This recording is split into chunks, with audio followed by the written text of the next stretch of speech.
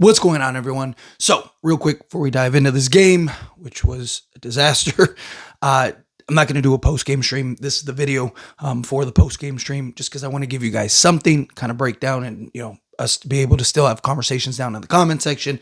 I know, I'm sorry. I know I missed yesterday and today, but again, you can still hear it in my voice. An hour of talking might not be best right now for my voice for a guy that talks for a living. So kind of trying my best, but again, game was an absolute disaster. This was not what I wanted to see by any stretch of the imagination. I mean, it's one thing to lose, right? Losses happen. You're on a 7-game win streak. You're going to lose one eventually. It's a back-to-back. You're playing the Phoenix Suns, right? If this was a more hard-fought game and, you ended up just losing down the stretch or something like that, tired legs or whatever, then fine. But, you got completely dominated. I mean, the turnovers were ridiculous, especially Luka. I mean, look, Luka offensively was one of the only ones that really showed up. It's hard to be like, well, Luka, right, was so bad.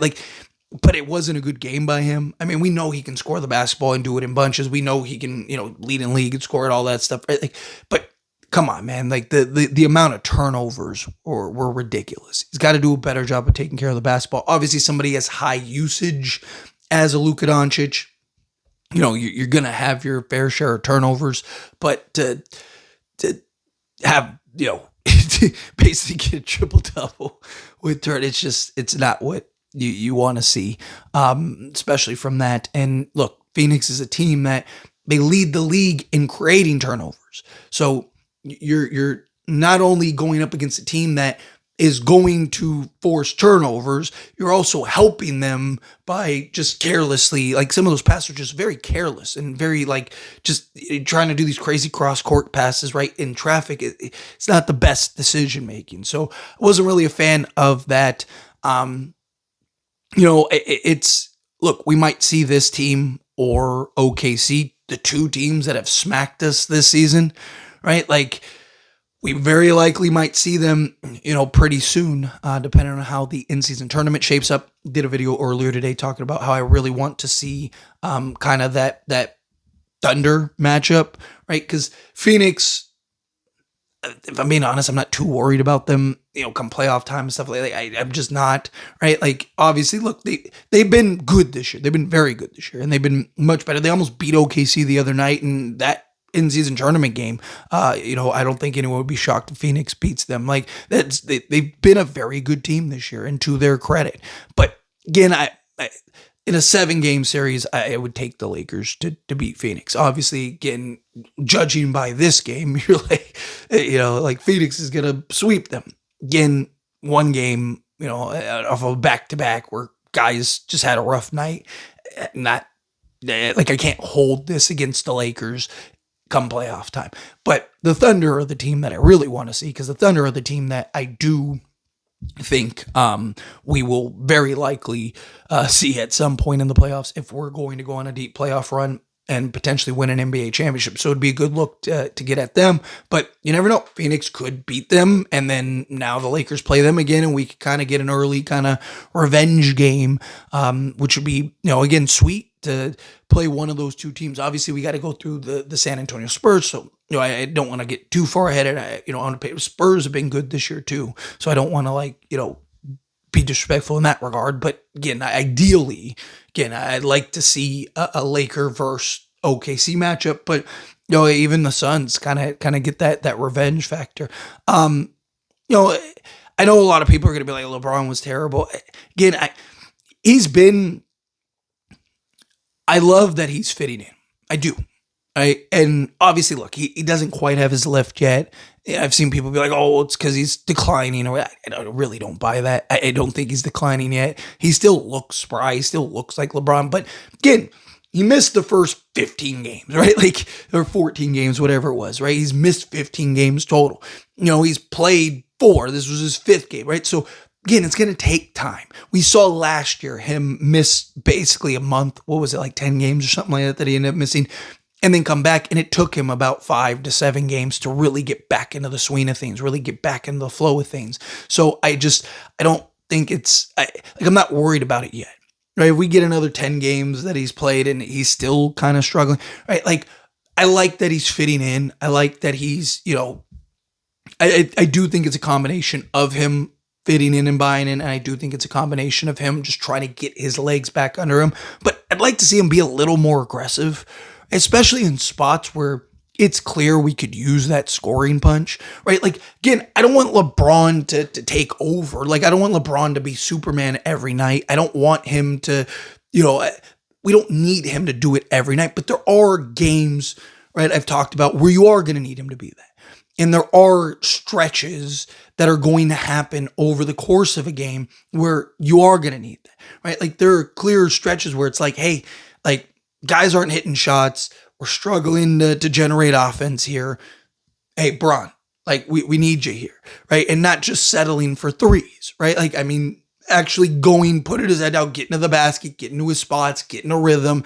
Like, once you start to see the ball go in the hoop, then you can stretch out, knock down the 3 ball and stuff like that. So I'd like to, again, it's not something that I want to be too critical with right yet.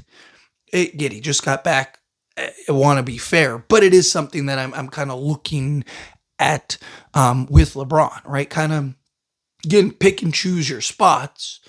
Right? Obviously, you want to go get your 10 points or whatever. Like, but like, there's times where like in this Phoenix Suns game, there were several stretches where it was like, man, we really could use some offense here. And LeBron's out there and he's just kind of chilling. Like, and I want to see him kind of be more aggressive in those areas, in those spots. And maybe it'll come as we progress, but in general, like, other guys they have to play better. They have to step up. Guys have to hit shots, I mean, Gabe Vincent had a couple wide open ones, like, guys have wide open looks and they're just not knocking them down with consistency, and it's been an issue all year. And again, another game that Jared Vanderbilt, I think, would have made a lot of sense, right? Like, that to play heavily, right? Like, especially Dylan Brooks was torching us. Dude's having a career night, and you're like, you have a guy in Jared Vanderbilt. Instead, you have Gabe Vincent on him for a large majority. It's like, put just see.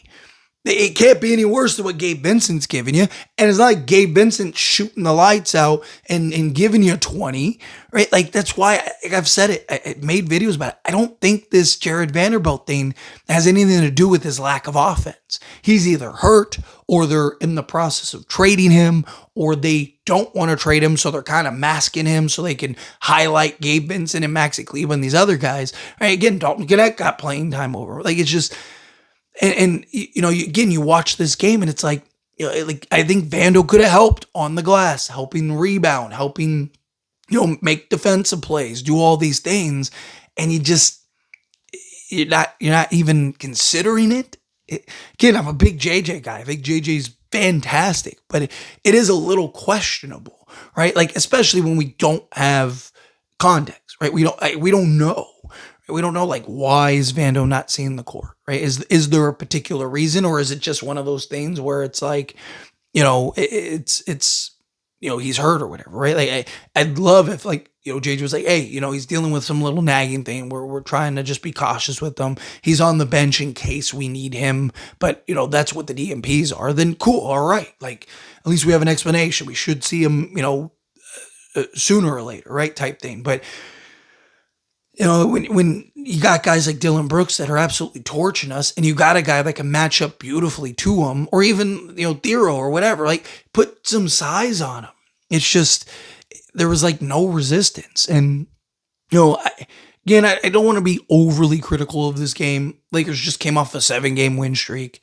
They've been really good, right? Like, it's a back-to-back. Like, I don't want to be overly critical about this loss. To me, it's not that they lost, right?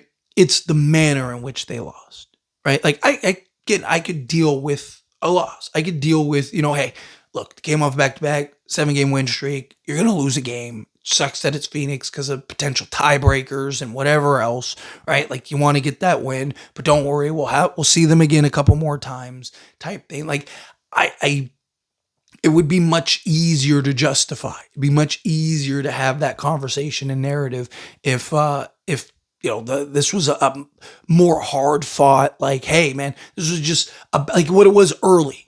Just kind of back and forth, back and forth, back and forth, and then at the end, again, like tire legs just kind of creeped up on us, and they hit a couple key shots down the stretch or something, and we took an L. I could live with that. It would come on and be like, hey, it happens.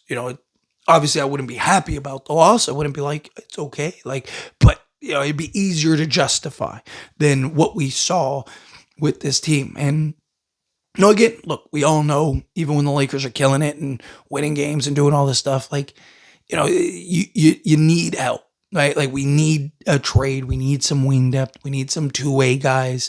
We need guys that can defend at a high level, all of that. And, until we get that, you're going to have those, kind of games here and there where guys just, credit Phoenix. They moved the basketball. Devin Booker went down and guys stepped up, moved the basketball, shared the basketball, kept the Lakers defense on their toes, won the game. But anyway, as always, this is a discussion. I pass the question to you. Let me know your thoughts and opinions down in the comments. That being said, if you haven't liked this video, hit that like button. Helps me out. It's me enjoy these types of videos, and I truly appreciate it. Not subscribe channel, hit that subscribe button. Turn on the bell notifications. Appreciate y'all. See you in the next one. Thank you.